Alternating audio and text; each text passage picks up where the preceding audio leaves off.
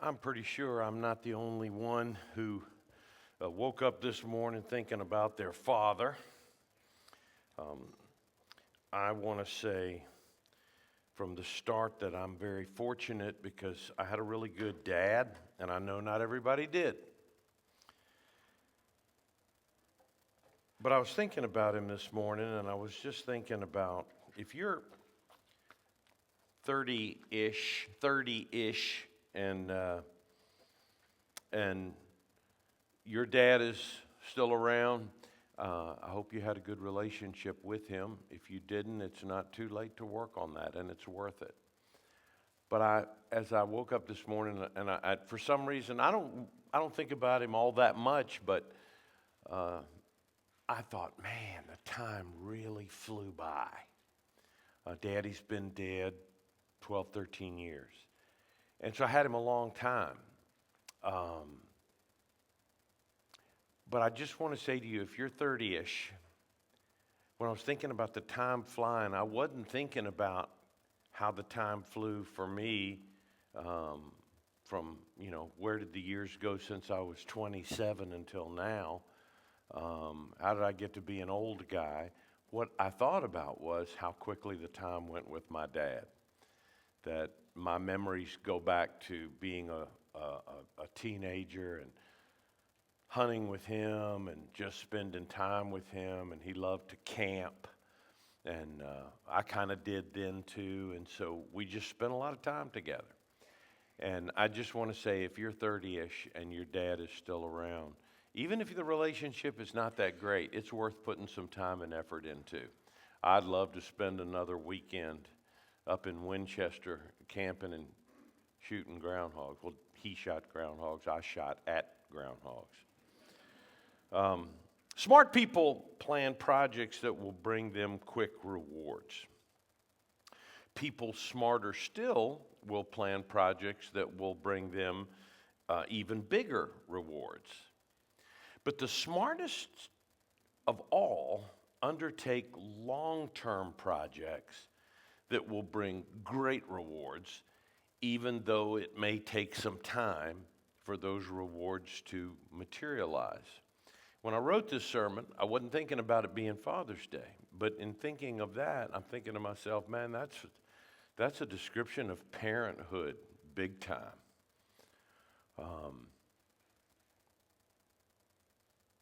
Some of us are judging our children too fast, too quick. When I would go and preach revivals away from here, I would often say, my wife and I have 2 children that we love dearly, and we have another child.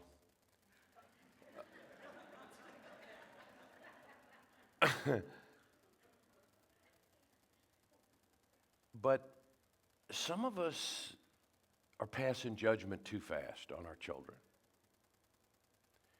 And maybe you're worried about your child right now, and that's okay to be worried about them. But don't jump the gun on that. The Bible says, train up a child in the way that he should go. And when he is old, he will not depart from it.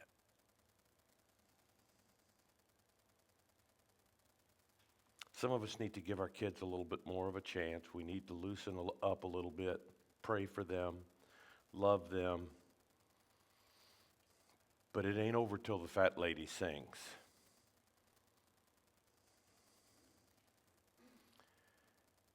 When they are old, they will not depart from it. So parenthood is an investment in the long haul. And I've lived long enough now to see that come true. It's not just parenthood, though. If you invest $1,000 in a mutual fund when you're 25 years old, when you're 26, you'll have about $1,100. You'll gain about $100. But if you secure that same mutual fund at 25 years old and then just leave it alone until you retire, at the average S&P 500 historical rate of return, you'll earn about $45,000 through the magic of compound interest. It's a fact. The greatest rewards come to those who are in it for the long haul. I want to say that again. The greatest rewards come to those who are in it for the long haul. Leonardo da Vinci spent 10 years on one painting, if you can imagine that. Maybe you've heard of it. It's called The Last Supper. It took Edward Gibbon 26 years to write The Decline and Fall of the Roman Empire. Noah Webster's name became synonymous with the dictionary, but it took him 36 years to complete his. I think one of the greatest examples is a man named Charles, born on December 29th, 1800. The man devoted his entire life to the development of one product. For 10 years, he was almost there, but he couldn't quite make it work. He was imprisoned numerous times in his life for debt, and he died owing others almost $250,000. That's millions in today's money. It wasn't until 38 years after Charles's death that his work paid off, and it is measured in billions of dollars today. 226 years after his birth, his name is a household word still today. Charles Goodyear. Christians are much like everybody else. We are tempted to evaluate things on the basis of short-term results. That's what I was talking about with your kids.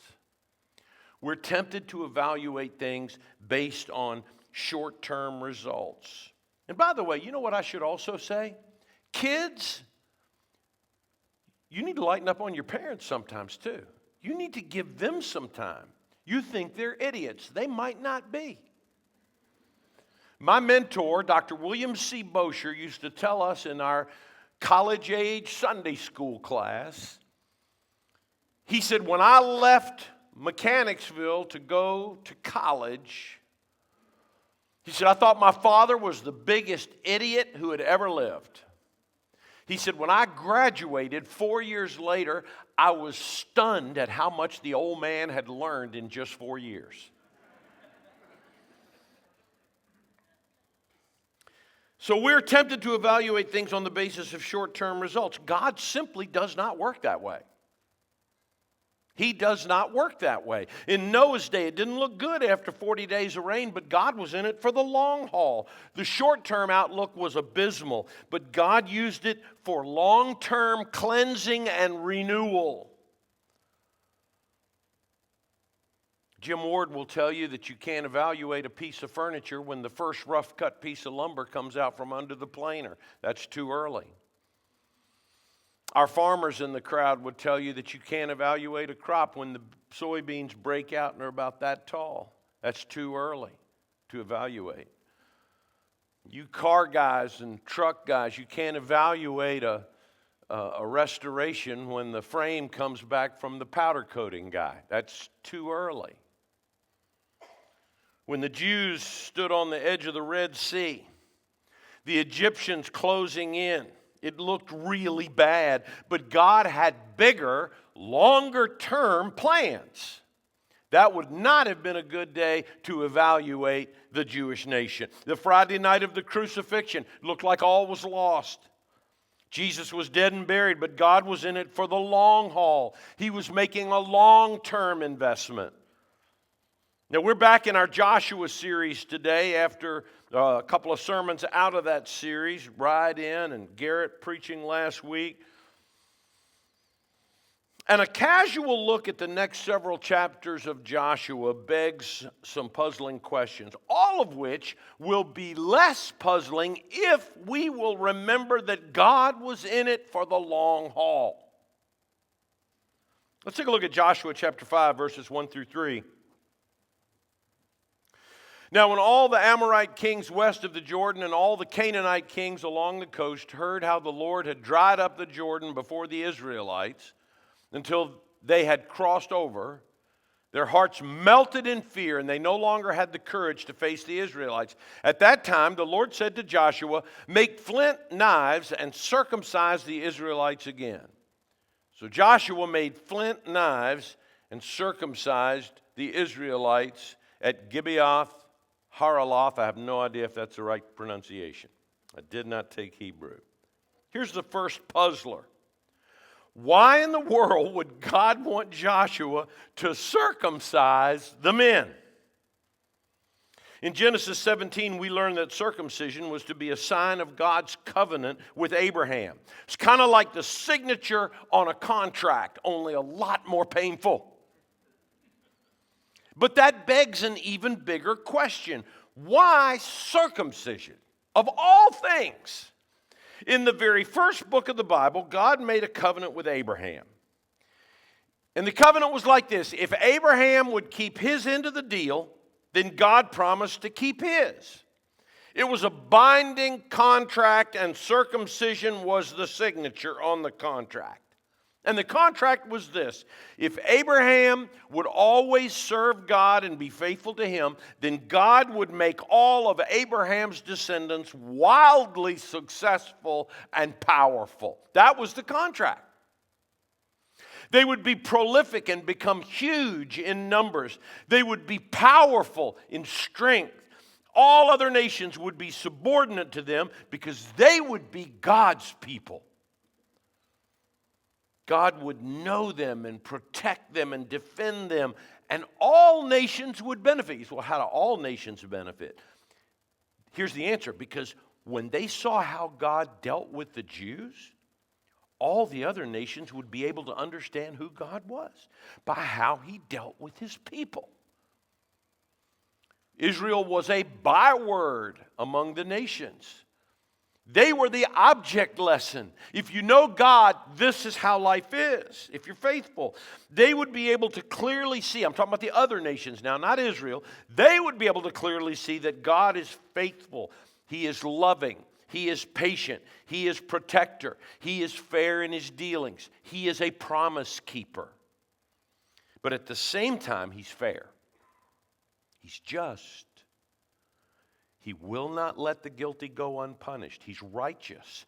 He will not be fooled or manipulated by his creation, and that's we peons.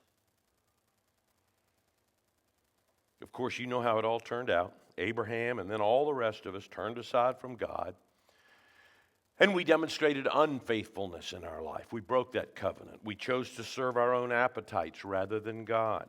So man abandoned God time and again and broke the covenant.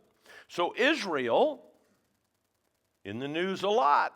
All my life, Israel's always been in the news. Still a byword among the nations. Listen to me, Israel lost its coveted position as God's holy nation. Okay, so we understand the covenant, but we still haven't touched on the real question: why circumcision? I mean, he could have required anything as a special sign of who belongs to him. How about a special haircut? We could have had the 10 Commandments, shaved into the side of our head or something. How about a secret handshake?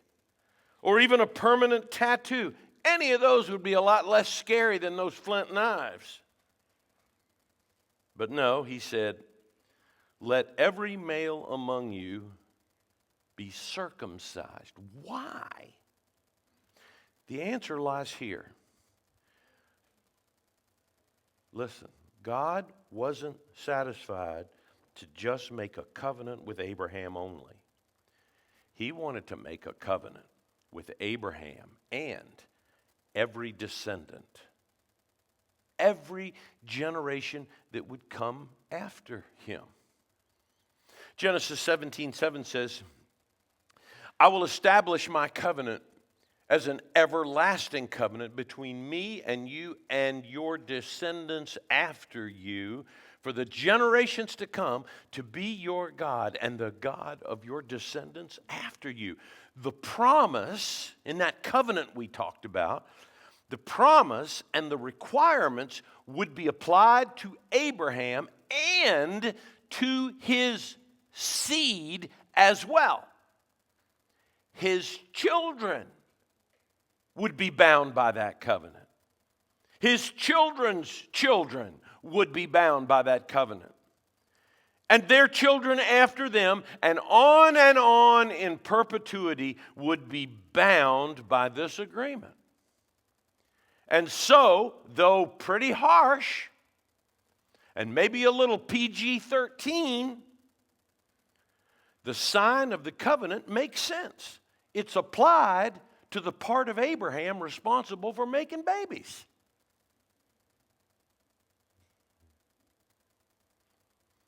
And to those male babies yet to come, and their male babies and their male babies after them. It was an unmistakable circumcision we're talking about, was an unmistakable and unforgettable reminder of the contract. It was a painful signature, and if you think about it, signed in blood. And that's a sign for future generations to come. God, listen to me, God was not interested only in the immediate result. He was making a long-term investment. In other words, this contract, sealed by circumcision, would be in force in one form or the other. It's different now, but in one form or the other until the end of time. Now, what does all this have to do with you? Just this. God isn't interested in who your parents were.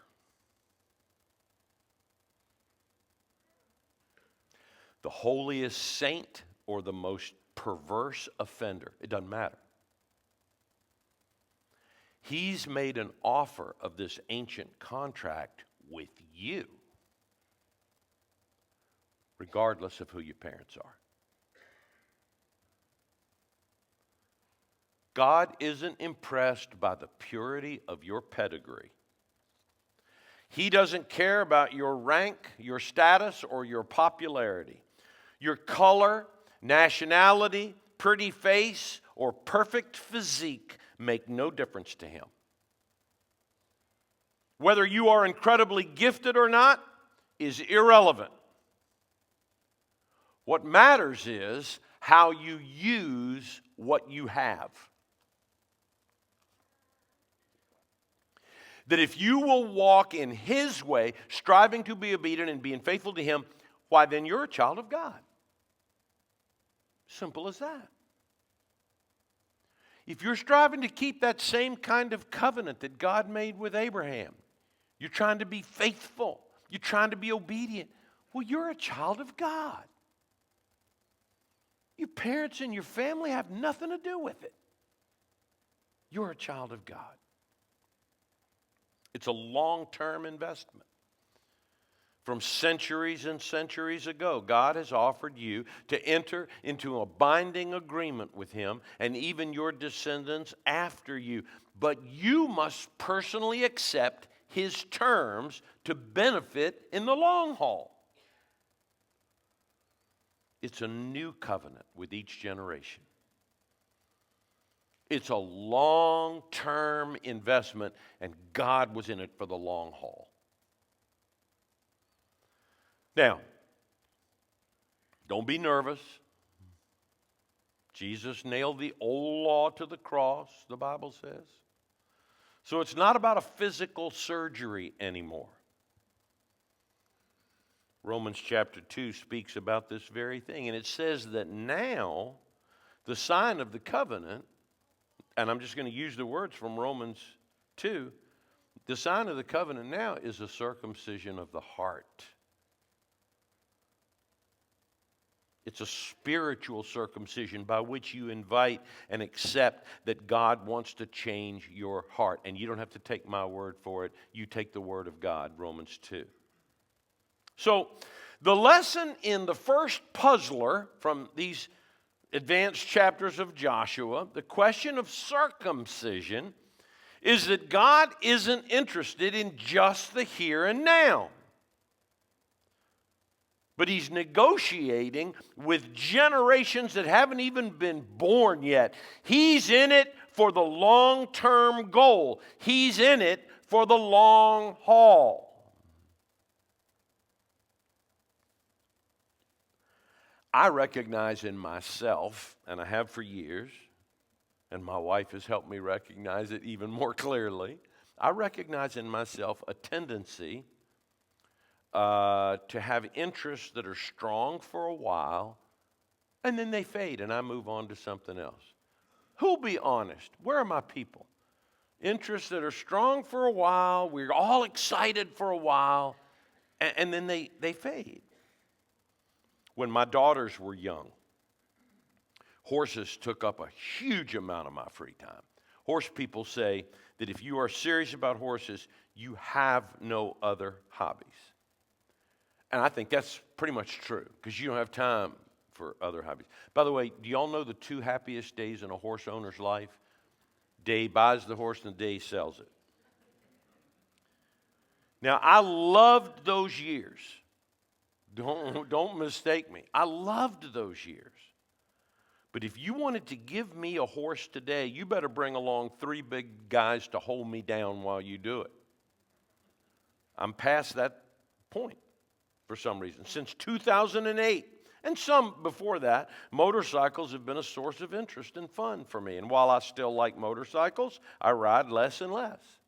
In my early ministry years, Jim Ward and I started a weekly Christian radio show on WRAR, and very few of you in here will know about that. But for a while, I was all about that show. We called it Someplace Else. It aired every Sunday night at, I think, 9 o'clock or something. But we were all about that radio show on WRAR. For a while, I was going to concerts, and I was doing backstage interviews with musicians like Rebecca St. James and the O.C. Supertones and Audio Adrenaline and the Newsboys, groups you've never heard of. And we had a fun run on Sunday nights. But that's been over for a long time. For 21 years, I followed Richmond County softball with a passion. This past week, I presented a video to the last Raider team that I will ever film. And I wouldn't trade those years for anything. But I'm just not in it for a longer run than I've already had. Now, I have a few interests that I have been in for the long haul. They've stood the test of time. Jeeps and Civil War history, my beautiful bride of 42 years, my children, my desire to try to be God's man. But God's not like me. God demonstrated that He is always in it for the long haul. And I want to still be faithful when, knowingly or not, I see my last sunrise.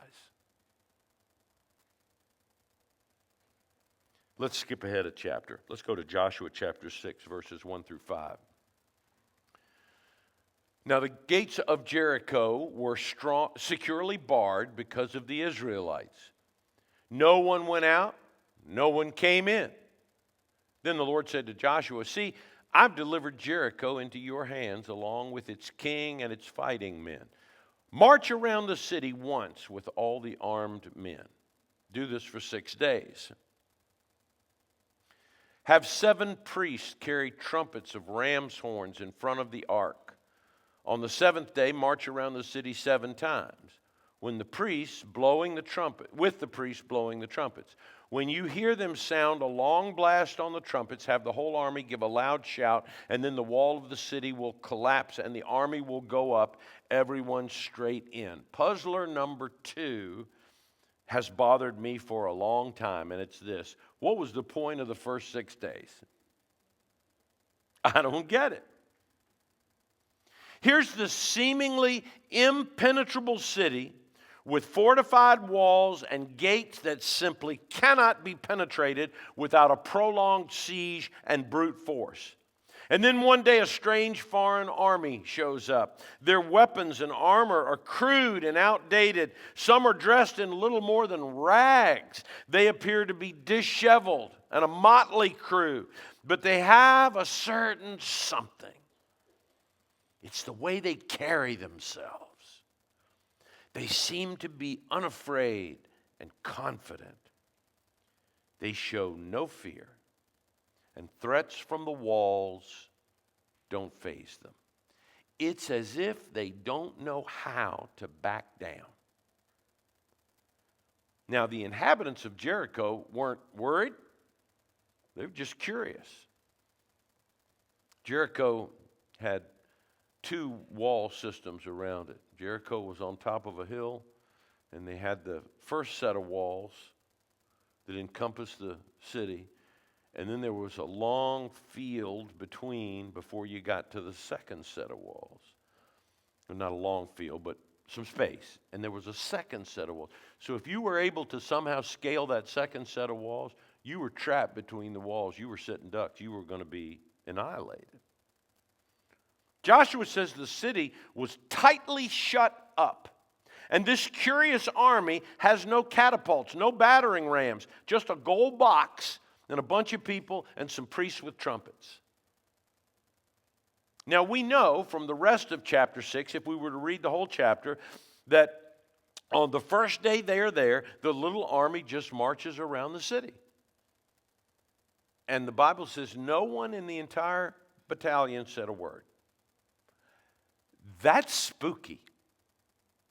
I think that messed with their heads. No one said a word. All that can be heard is just the tramp, tramp, tramp, tramp, tramp, tramp, tramp, tramp, tramp of soldiers' footsteps and the blowing of trumpets. Joshua was very specific that no war chants or war cries or shouts should be heard. Only the trumpets and the footsteps. The city's curiosity was piqued. After they circled the city once, as strangely as they had appeared, they left without a word. I'd say that put the city on edge. For them to circle the city one time and then just disappear. Maybe not fear, but I would think it made them uneasy. Next morning, they're back. Same strange routine, same gold box, same wordless march, same benign trumpet blast, same seemingly pointless conclusion to this strange exercise as they just all walk away. By the third day, the guards up on the walls are beginning to laugh and point and jeer, and they're making jokes about this silly band of weakly armed foreigners. I imagine by the fourth day, the whole city is laughing about this silent siege. But on the 7th day, things change. They don't stop after one circumference. They just keep on marching. I imagine people are joking now, hey, look, the hillbillies have forgotten how to count.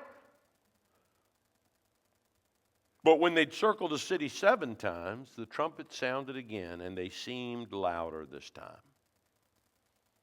They seemed more serious, more determined, like a battle charge. But that's not just trumpets. Now there's a deafening war cry. And the whole city trembles, and stones are loosed, and mortar begins to fall out. Soldiers in the city who had been lulled into complacency for a week, they're now ill prepared. They rush to their posts, but it's too late. The walls crumble and fall. And Jericho, now defenseless, falls into the waiting hands of Israel. Now, let me bring you a little contemporary history. As of 1910, researchers could find no evidence of a catastrophic failure of the ancient walls of Jericho. And people said stories made up. But around 1980, this is within most of our lifetimes, around 1980, continuing excavations around Jericho finally got deep enough to uncover the remains of the walls that stood during Joshua's time. And the archaeologists made a puzzling discovery. Usually, the walls of a city, when breached from the outside, by an invading army are going to fall inward. They've been battered down because they've been beaten down from the outside. But these walls inexplicably had fallen straight down. Similar to being toppled by an earthquake. People say, well, they were still having to charge uphill. How did they do that? How did they get over the rubble? Well, the exterior wall fell inward, and that provided a ramp for the Israelites. What did Joshua say? Every man will go straight in.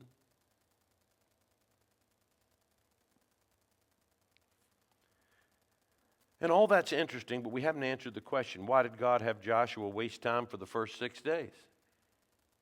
What were the first 6 trips around for? Or the first 6 days, rather? They could have had an immediate reward, but they had to wait. Why? 6 unnecessary trips. And then 6 more unnecessary trips on the 7th day. 12 unnecessary trips around Jericho. And it was quite a hike. Why tire out the soldiers like that? God could have crumbled those walls at any time. Certainly they were no match for him. So why all that marching and all that waiting? Because as usual, God is more interested in the long-term result than the instant effect. Every single loop around the city taught the Jews both persistence and patience. And better yet, listen now, Rappahannock, they were reminded to keep obeying even though no result was evident. They were reminded to keep obeying even though no result was evident. Every taunt and sneer, every joke and obscenity shouted from the soldiers on the wall just strengthened their resolve to do what was right, regardless of what everybody else was doing or saying. Can we use that lesson in 2026? To keep doing what's right no matter what anybody else is doing or saying. And now here we are, thousands of years later, benefiting, learning, and being encouraged to do the right thing, regardless of results, by those 12 fruitless trips around the walls of Jericho. Can't we see how this was a long-term investment on God's part? Do you ever feel like you're just walking around in circles? Oh, you're a bunch of liars. And I know I do. You ever feel like those tall walls you've been circling around and praying about are just never going to fall? Progress is never going to come. You're on your 6th trip around, and the person you love is still rejecting God. Your financial situation isn't getting any better. Your marriage is still lousy. Let me tell you something. Christians walk in circles every day. And the walls are tall and daunting. Broken families, crippled ethics, moral poverty, secular entertainment seemingly becoming more and more depraved. Media sources not even trying to hide their bias on all sides. And of course, the tallest and scariest wall of all, ourselves. And all we have while we march around is a dusty ancient book and a trumpet warning us of our own mortality and the temporary nature of our world.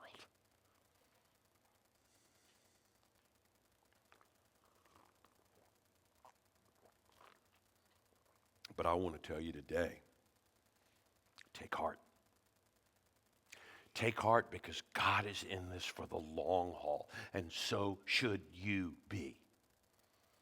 It's not the 4th trip around that'll make the difference. It's not the 8th trip. It's not the 12th trip. The victory lap is the 13th time around on the 7th day.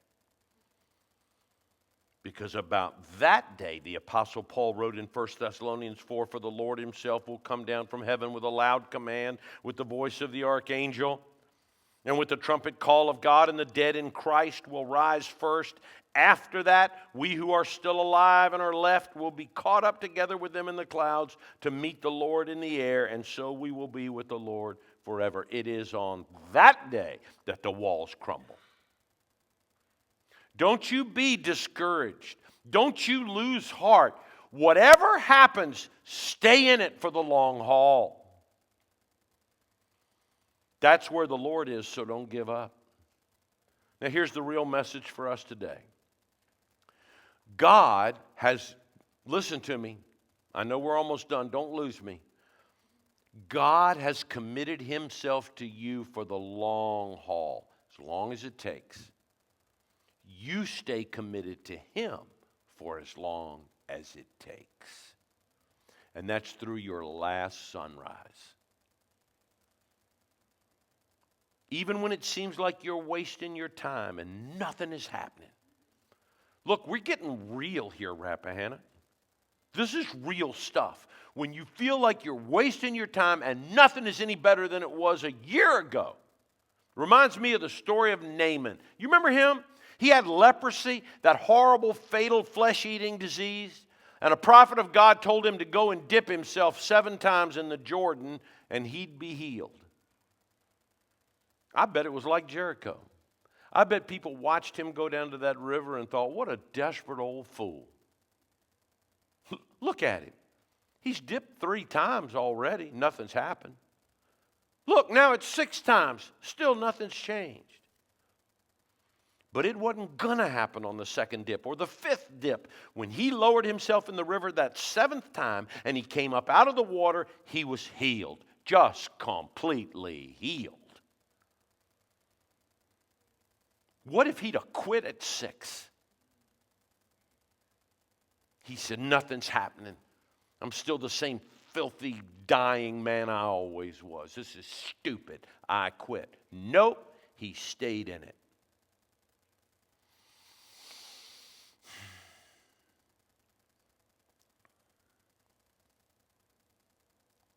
In the span of a second or two,